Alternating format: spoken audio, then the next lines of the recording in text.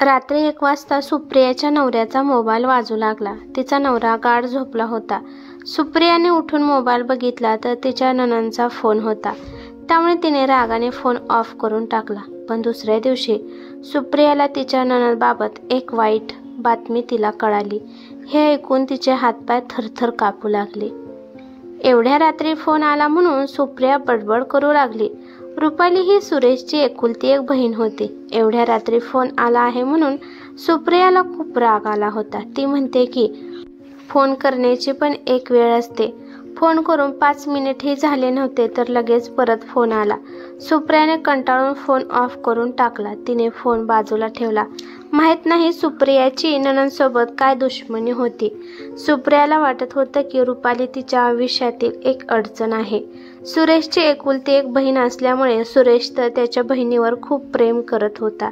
सकाळच्या वेळी तिने तिचा मोबाईल ऑन केला तर लगेचच रुपालीचा फोन सुप्रियाच्या फोनवर आला. सकाळी सकाळी रुपालीचा फोन आला म्हणून सुप्रियाचं डोकंच फिरलं. ती विचार करते की असं काय हिच्यावर संकट आले आहे, त्यामुळेच रात्रीपासून ही फोन करत आहे. सुप्रिया विचार करते की आता रुपालीचा फोन उचलते आणि मग हिच्याकडे बघते. ती असा विचार करून फोन उचलते तर तिकडून रुपालीचा मोठमोठ्याने रडण्याचा आवाज येतो. रडत असताना रुपालीने असं काही सुप्रियाला सांगितलं. त्यामुळे सुप्रियाला धक्काच बसला. रुपाली सुप्रियाला म्हणाली की अगं सचिन मला सोडून कायमचे निघून गेले. सुप्रियाला वाटलं की ती स्वप्नच पाहत आहे. सुप्रिया तिला ओरडत म्हणाली की अहो ताई, तुम्ही हे काय बोलत आहात? सचिन भाऊ तर ठणठणीत होते तर मग अचानक त्यांना काय झालं? रुपाली म्हणाली की रात्री त्यांची खूप वेळ ड्युटी होती आणि रात्री येताना त्यांचा ॲक्सिडेंट झाला आणि ते जागीच ठार झाले. वहिनी, तुम्ही आणि दादा माझ्याकडे लवकर या. मला काही समजत नाही. माझी मुले पण लहान आहेत. मी घरात एकटीच आहे. ती अशी रडत होती आणि सुप्रिया तिला सांत्वन देत होती. सुप्रिया म्हणाली की ताई, काळजी करू नका, आम्ही लगेच तिथे येत आहे. सुप्रियाने तिच्या नवऱ्याला जाऊन उठवलं आणि ती सुरेशला म्हणाली की आपल्याला रुपाली ताईच्या घरी जायचे आहे. सुरेश गडबडीने उठला आणि म्हणाला, एवढ्या सकाळी आणि का? आपल्याला तिच्या घरी जायचं? सगळं ठीक आहे ना? सकाळी रुपालीच्या घरी कशाला जायचं आहे? सुरेशला माहीत आहे की सुप्रियाला रुपाली एवढी खास पसंत नाही. त्यामुळे तो जास्त टेन्शनमध्ये आला. सुप्रियाने हिम्मत करून जे काही झालं आहे ते सगळं सांगून टाकलं की त्यांचे दाजी सचिन हे जग सोडून गेले. आता त्यांची बहीण लहान मुलांबरोबर विधवा झाली आहे. हे ऐकताच सुप्रियाच्या नवऱ्याच्या चेहऱ्याचा रंग उडून गेला. त्याला खूप वेळ विश्वासच बसत नव्हता. मग सुरेशने त्याचा मोबाईल बघितला तर मोबाईल ऑफ होता. हे बघून त्याला खूप राग आला. त्याने रागाने विचारले की माझा मोबाईल कुणी ऑफ केला आहे? मग सुप्रिया म्हणाली, तुमचा फोन रात्री सारखाच वाजत होता म्हणून मी झोपेत तुमचा मोबाईल ऑफ केला. तिने हे नाही सांगितलं की रुपालीचा फोन बघून मुद्दाम मी फोन ऑफ केलता.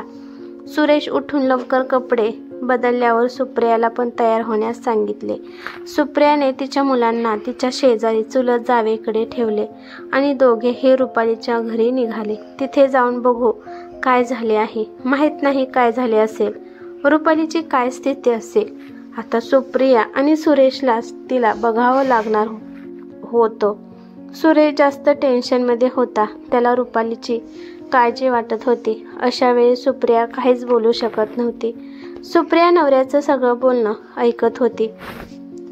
हळूहळू ही खबर सगळ्यांना कळाली होती. तिच्या घरी खूप गर्दी झाली होती. सुरेश आणि सुप्रिया रुपालीच्या जवळ गेले. त्या दोघांना पाहून ती जोरजोराने रडू लागली. थोड्या वेळाने ॲम्ब्युलन्सचा सायरनचा आवाज येऊ लागला. ॲम्ब्युलन्सने सचिनचं मृत शरीर घरी पाठवले होते. सचिनचं शरीर बघण्यासारखं पण राहिले नव्हते. लगेचच सचिनचा अंतिम संस्कार केला. सचिनच्या खानदानात जास्त लोक नव्हते. त्याच्या 2 लग्न झालेल्या बहिणी होत्या. त्या पण अंतिम संस्कार झाल्यावर लगेच गेल्या. आता मागे रुपाली आणि तिची 2 मुले राहिली होती. मग सुरेशने रुपालीच्या डोक्यावर हात ठेवला आणि म्हणाला, आता माझी बहीण माझ्यासोबत राहणार आहे. आता हिची सगळी जिम्मेदारी माझी आहे. हे ऐकताच सुप्रियाच्या डोक्यावर आभाळ तुटून पडले. सुप्रियाला अजिबात वाटत नव्हतं की रुपालीला घरी घेऊन जावं, कारण ती आणि तिची 2 मुले तिच्यासाठी अडचण होते. कारण सुप्रियाचा नवरा रुपालीवर खूप प्रेम करत होता. हीच गोष्ट सुप्रियाला सहन होत नव्हती. आता ही वेळ अशी होती की सुप्रियाला दुनियेच्या दिखाव्यासाठी तिला चांगलं बनावे लागत होते. सुप्रिया तिला सांत्वन देत म्हणाली, तुम्ही स्वतःला एकटी समजू नका. सुरेशने सुप्रियाला सांगितले की तू रुपालीचं सामान आणि मुलांचं सामान पॅक कर. हे ऐकल्यावर सुप्रियाला खूप राग येत होता. मग ती रुपालीचं सामान घेऊ लागली. सुप्रिया रुपालीला म्हणाली, आता जेवढे लागते तेवढे सामान घेऊन जाऊ, नंतर बाकीचं सामान घेऊन जाऊ. तिला वाटत होतं की तिला काही दिवस ठेवून परत कोणत्या ना कोणत्या कारणाने तिला माघारी पाठवू. सामान घेतल्यानंतर रुपालीने एक मोठी पिशवी सांभाळून सामानामध्ये ठेवली. सुप्रियाने तिला मोठ्या हैराणीने विचारले की या पिशवीत काय आहे. मग रुपाली म्हणाली, यात माझी सगळी जमापुजी आहे. हिला मी सांभाळून ठेवीन. हे माझ्या मुलांचं फ्युचर आहे. हे ऐकता सुप्रियाचे कान उभे राहिले. रुपालीपाशी दागिने सोडून आणखीन काय होऊ शकतं? त्यांच्या मुलांचं फ्युचर आहे म्हणून सांगते. ती विचार करत होती. तिला माहीत होतं की रुपालीपाशी खूप दागिने आहेत. तिला वाटलं की या पिशवीत दागिनेच असणार. एवढी मोठी पिशवी बघून सुप्रियाचे डोळे मोठे झाले. सुरेशने रुपालीचं आणि मुलांचं सामान गाडीत ठेवलं. सुरेश आणि सुप्रिया तिला व तिच्या मुलांना घरी घेऊन आले. पण तिच्या डोक्यात हाच विचार चालला होता, हे दागिने मला मिळाले तर काय होईल? तसं बघितलं तर त्यातील अर्धे दागिने माझ्या नवऱ्याने रुपालीला तिच्या लग्नात बनवून दिलते. त्यामुळे या दागिन्यांवर माझा पण हक्क आहे. त्यामुळे सुप्रिया विचार करते की आता मी रुपालीसोबत वाईट वागणूक करणार नाही. थोड्या दिवसांनी हिचे दागिने घेऊन गोड बोलून हिला हकलून लावणार आहे. जोपर्यंत दागिने मिळत नाहीत तोपर्यंत मी रुपालीला सहन करेन. सुप्रियाच्या नवऱ्याने सुरेशने तिला बजावून सांगितलं होतं की रुपालीची चांगली काळजी घ्यायची. तिला कोणत्याही गोष्टीची कमी नाही पडायला पाहिजे. सुप्रियाने हो म्हणून नवऱ्याला वचन दिलं व 2च दिवसात सुप्रिया रुपालीवर वैतागली होती. कारण रुपालीला भेटण्यासाठी नेहमीच पाहुणे येत होते. त्यांना माहीत होतं की रुपाली माहेरी येऊन राहिली आहे. तिला पण सगळ्यांसमोर नाटक करावे लागत होतं. सुप्रिया त्यांना दाखवून देत होती की मला रुपालीची किती काळजी आहे. सुप्रिया मुद्दाम माणसांसमोर ती रुपालीला म्हणत होती की तुम्हाला पाणी आणू का, जेवण देऊ का. त्यामुळे सगळी माणसे रुपालीला म्हणत होती की तुझं नशीब खूप चांगलं आहे. तुझ्या डोक्यावर तुझ्या वहिनीचा आणि भावाचा हात आहे. ते तुझे खूप काळजी घेतात. तू तुझ्या मुलांसाठी जीवनात पुढे जा. पण जे रुपालीवर संकट आले होते ते कमी नव्हतं. त्यामुळे ती खोली जाऊन सारखी रडत बसत होती. सुप्रियाला पण 2 मुले होती आणि रुपालीला पण 2 मुले होते. दोघींची पण मुले एकाच वयाची होते. 2 दिवस अगदी आरामात गेले. 3ऱ्या दिवशी नेमकं मुलांमध्ये भांडण होऊ लागलं. रुपालीच्या मुलाने सगळं घर डोक्यावर घेतलं. सुप्रियाची मुले सेम सुप्रियासारखीच होते. ते त्यांची वस्तू कोणासोबत शेअर करत नव्हते. जेव्हा खेळणी शेअर करण्याची वेळ आली तेव्हा सुप्रियाची मुले त्यांना खेळणी देत नव्हती. सुरेश ऑफिसला जाताना मुलांना समजावून जात होता की आत्याच्या मुलांबरोबर मिळून खेळा. पण सुरेश ऑफिसला गेल्यानंतर मुलांमध्ये भांडणे सुरू होतात. सुप्रिया तिच्या मुलांना काहीच बोलत नव्हती, पण ती रुपालीच्या मुलांना मारत असायची. सुप्रिया सगळा दोष रुपालीच्याच मुलांवर लावत होती. सुप्रिया नेहमी मुलांना म्हणत होती की रुपालीची मुले खूप उद्धट आहेत. येणाऱ्या जाणाऱ्यापाशी ती सगळं सांगत होती.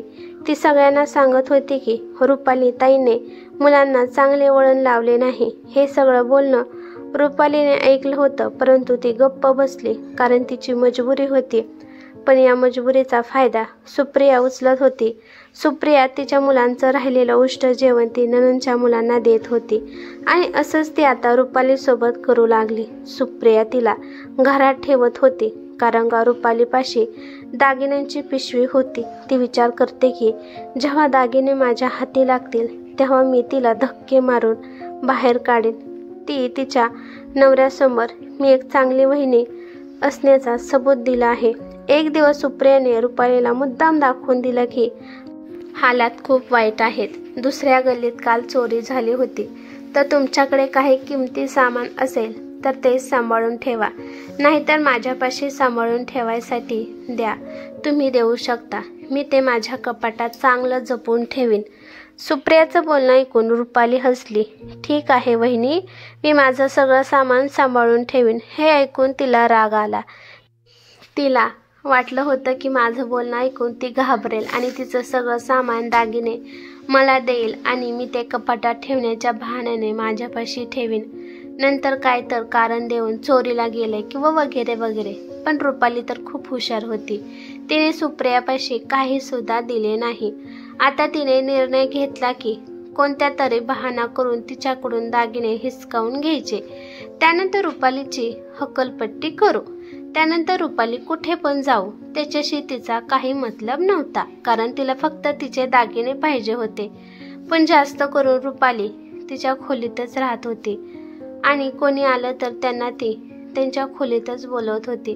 बघता बघता 2 महिने गेले. एका रात्री सुप्रिया दुधाच्या ग्लासमध्ये झोपेचं औषध घालून ती रुपालीपाशी घेऊन गेली.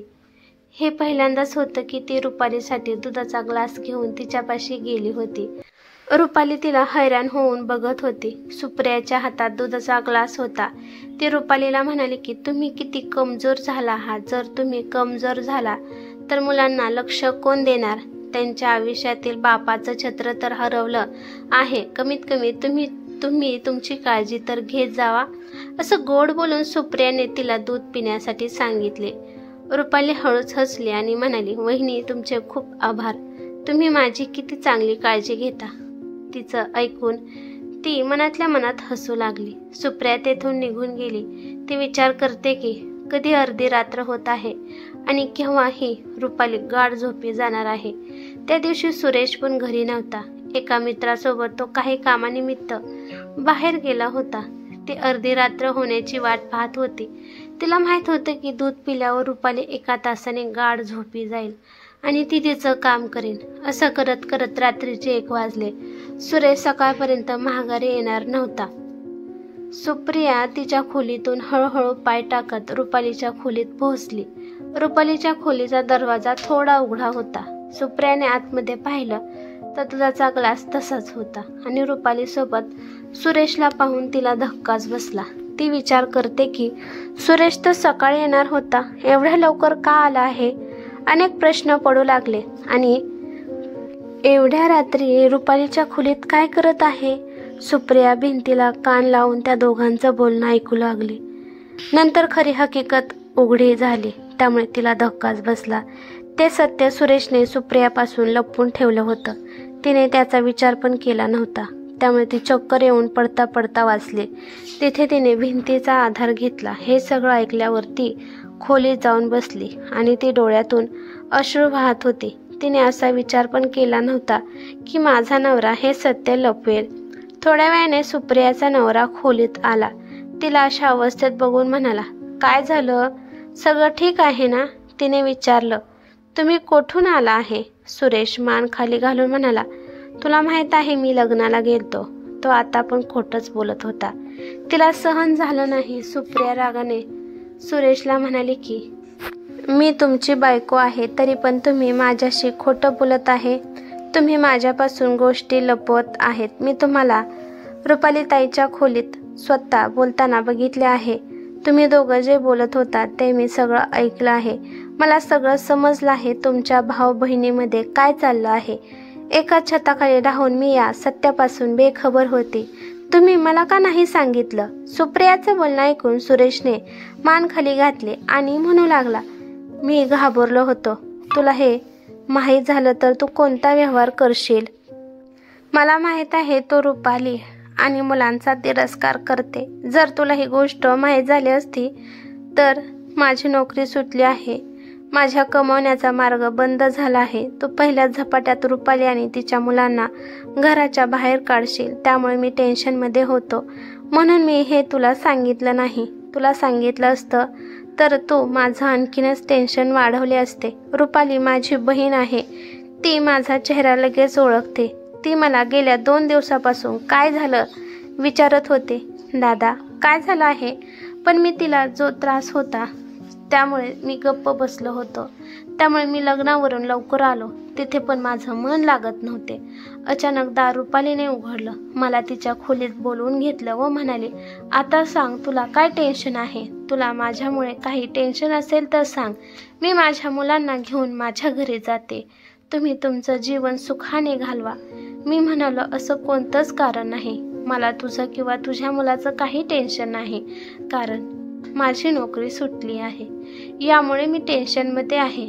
आता घर कसं चालवू?